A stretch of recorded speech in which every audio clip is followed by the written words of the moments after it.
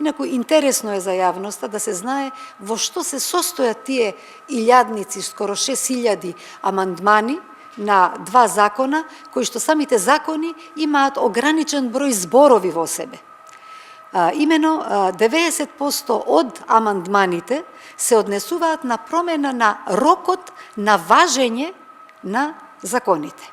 И тоа како изгледа? Еве, еден ист пратеник предлага серија различни рокови од кога законот би можел да важи. Без да го споменам пратеникот, ќе спомнам. Значи, една измена се однесува дека законот да се применува од 20 јули 2051 година.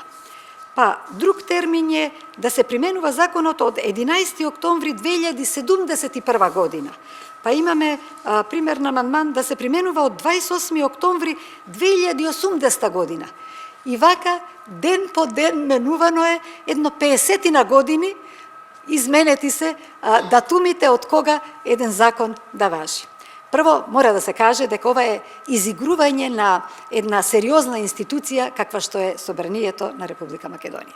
Не е сериозно на ваков начин, ваков тип амандмани да се предлагаат и да се тврди дека треба се спремаме за амандманска расправа.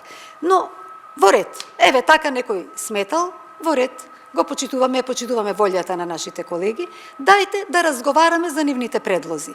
Со што не сакаат да се отвори расправа за овие амандмани. Дали некој се срами од своите амандмани?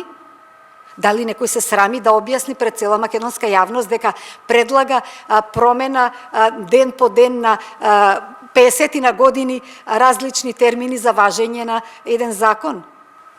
Веројатно низ расправа, низ дебата, ќе се дојде до логични заклучоци што е она што може да се прифати, што е она што не е ни за прифаќање, ни за дебата, меѓутоа во секој случај факт е дека ваков тип на илјадници амандмани може да одат во една расправа.